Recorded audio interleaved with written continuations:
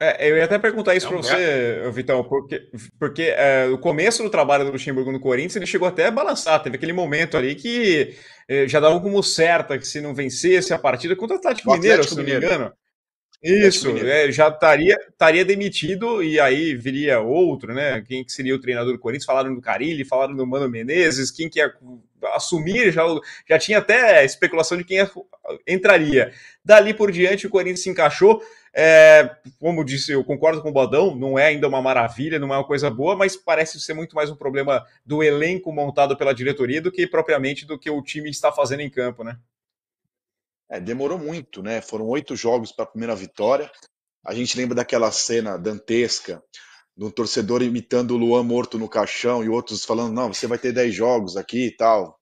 Deram 10 jogos para ele, não tinha diretor, ele falava, ali uma cena meio, não sei nem descrever isso, assim, uma coisa meio Monty Python, assim, uma coisa que eu gosto.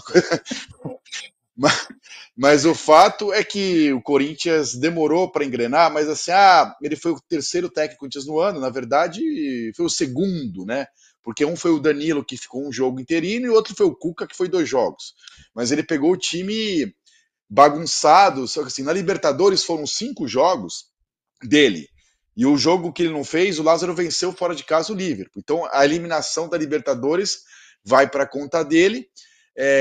Lembrando que não foi ele que montou o elenco, o time não foi ele que montou, mas ele dirigiu o time em 5 jogos dos 6 jogos e o outro jogo o time tinha vencido. Então foi para conta dele.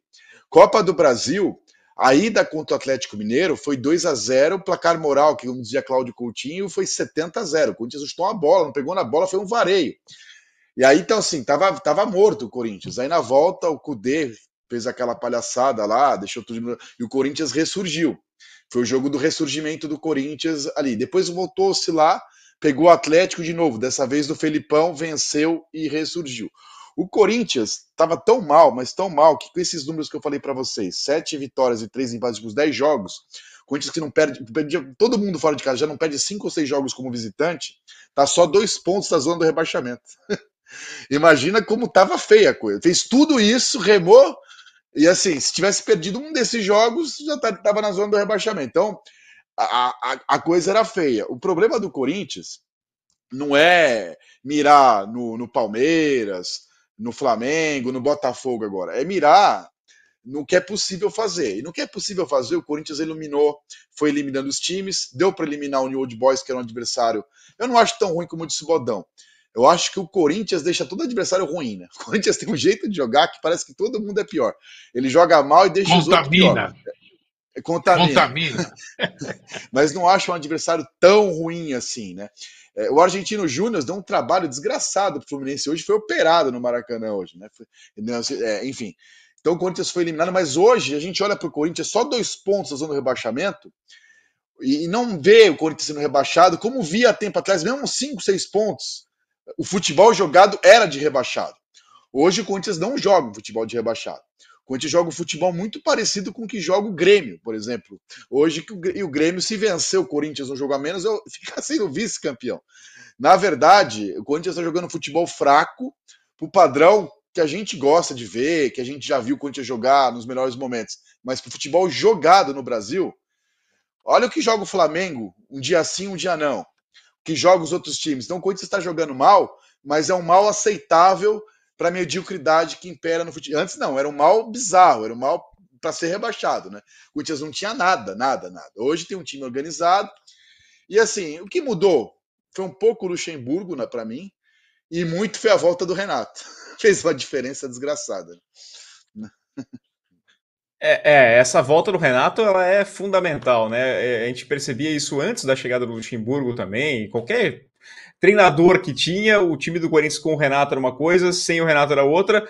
O detalhe é esse, né, Bodão? Sem o Renato, por opção, inclusive, por mais que a gente não saiba qualquer situação, e vai ganhando casca, né? Os jogadores vão ganhando casca. Aí vai chegar uma decisão agora contra o São Paulo, chega até num momento meio que invertido, quando foi imaginado esse confronto, tava se o Corinthians chegando num momento mais complicado, tendo que fugir do rebaixamento, ainda tem, mas é o São Paulo que passa agora jogos sem vencer e o Corinthians jogos sem perder.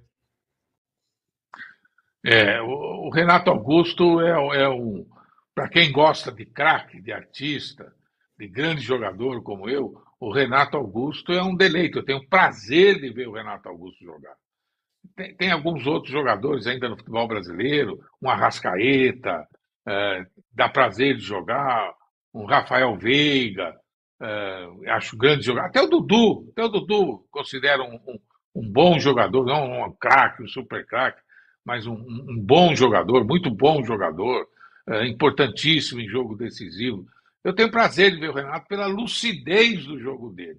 E ele facilita para todo mundo, se coloca bem para receber uma bola, consegue receber a bola quase sempre livre, dá opção para o time jogar um pouco com mais cabeça. Então ele melhora o time. Só que o Renato é difícil fazer 3 jogos seguidos.